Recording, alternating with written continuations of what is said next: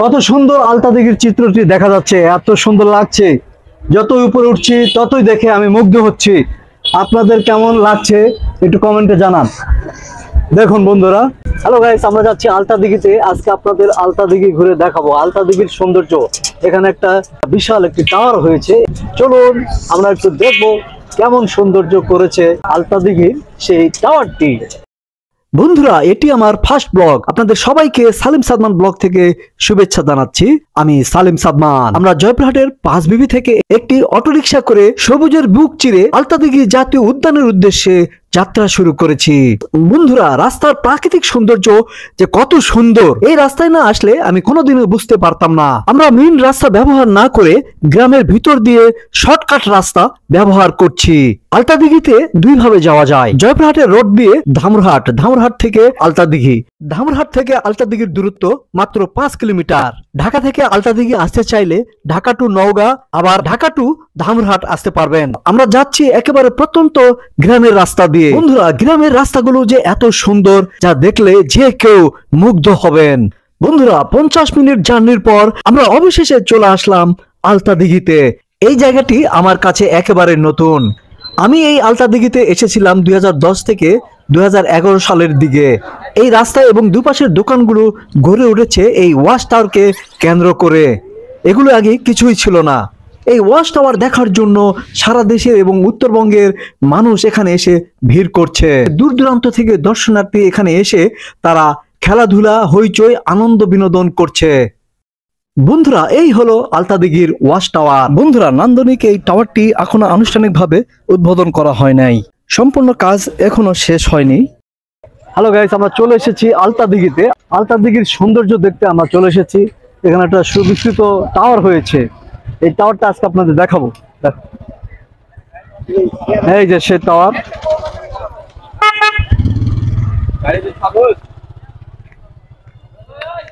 এই যে সেই টাওয়ার, সুন্দর টাওয়ার। আমরা টাওয়ারটার মধ্যে উঠবো এখন, আসুন।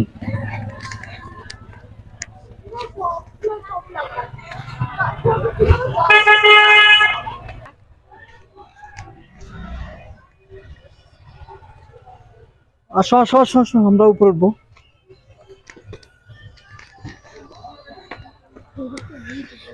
বিশাল টাওয়ার, আমরা উপরে উঠছি। খুব সুন্দর একটি টাওয়ার বানিয়েছে নতুন। এখনো কাজ চলছে, কাজ সম্পূর্ণ শেষ হয় নাই।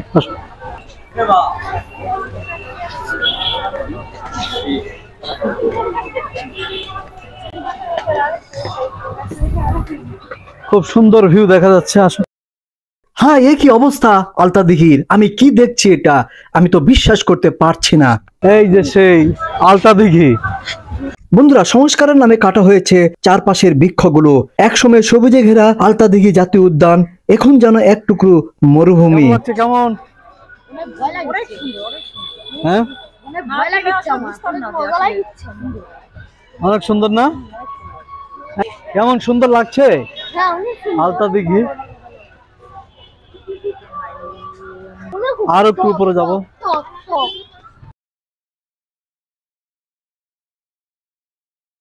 অনেক মানুষ এসেছে ঘুরতে। আর মৌমাছির চাক, ওখানেও মৌমাছির চাক, অনেক মৌমাছির চাক। দেখুন কত সুন্দর লাগছে এই আলতাদিঘির দৃশ্যটা।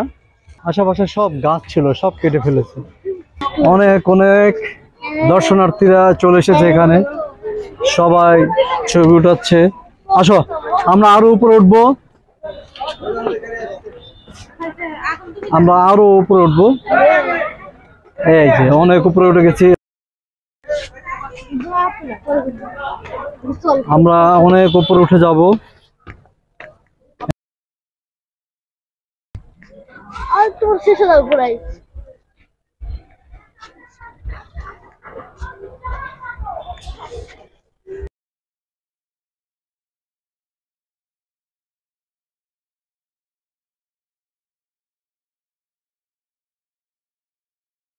কত সুন্দর আলতাদিঘির চিত্রটি দেখা যাচ্ছে, এত সুন্দর লাগছে। যতই উপরে উঠছি ততই দেখে আমি মুগ্ধ হচ্ছি। আপনাদের কেমন লাগছে একটু কমেন্টে জানান। দেখুন বন্ধুরা, কত সুন্দর। এই যে সেই দিঘি, চারপাশে অনেক গাছ ছিল, গজারি গাছ ছিল, অনেক ধরনের গাছ ছিল, সব কেটে ফেলেছে।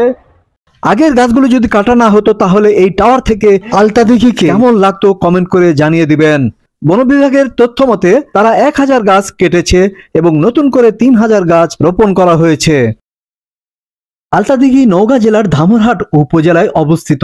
এই আলতাদিঘিকে কেন্দ্র করে গড়ে উঠেছে সুবিশাল বনভূমি। 264.12 হেক্টর জমির উপরে শালবন এবং বিভিন্ন প্রজাতির উদ্ভিদে পরিপূর্ণ বনভূমি। ঠিক তার মাঝখানে রয়েছে প্রায় 43 একর আয়তনের বিশাল এই দিঘি। প্রতিদিন অনেক দর্শনার্থী আসছে, এর মধ্যেই টাওয়ারের কাজ চলছে। সম্পূর্ণ কাজ শেষ হতে এখনো অনেক কয়েকদিন লেগে যেতে পারে।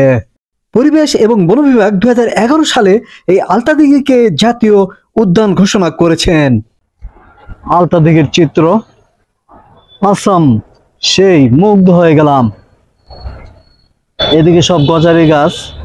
আলতাদিঘি বাংলাদেশ ভারত সীমান্তবর্তী অংশে অবস্থিত একটি প্রাচীন জলাশয়। এই জলাশয়ের দৈর্ঘ্য 1100 মিটার এবং প্রস্থ 500 মিটার। বন্ধুরা, আমরা অবস্থান করছি আলতাদিঘির দক্ষিণে, আর উত্তর অংশে ভারতের সীমান্ত। আমি রিকোয়েস্ট করে উপরে চলে এসেছি, সর্বোচ্চ উচ্চতায় আমি আছি।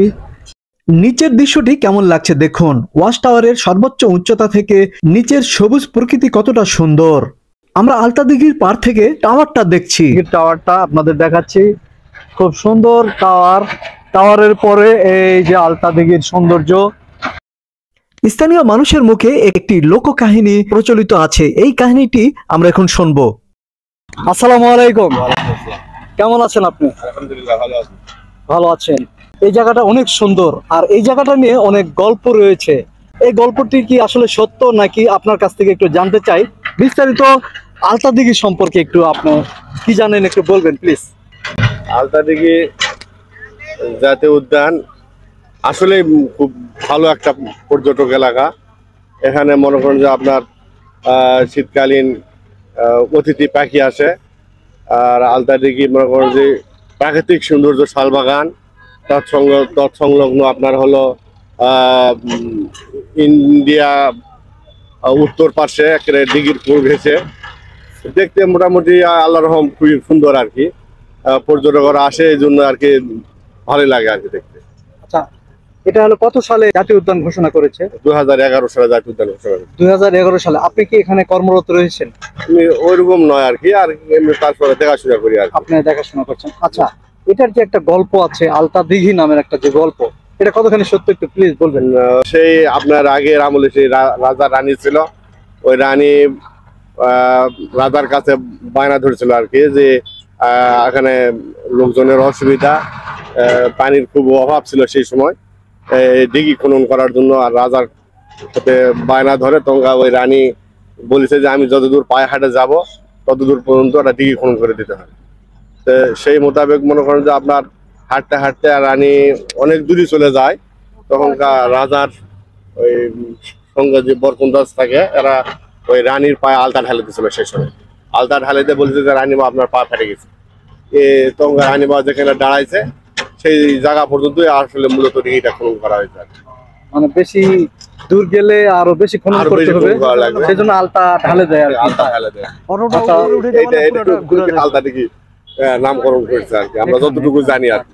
বই এটাই লেখা আছে, বই আছে। তারপরে আমরা শুরু থেকে এটা আর কি জানা আসছে, এই গল্পটাই সবাই জানে আর কি। আমিও শুনেছি, এটা আরেকবার আপনার মুখ থেকে শুনলাম, অনেক ভালো লাগলো। থ্যাংক ইউ, আপনাকে অনেক ধন্যবাদ। এই পর্যন্তই, সবাইকে শুভকামনা জানিয়ে শেষ করছি। আল্লাহ হাফেজ।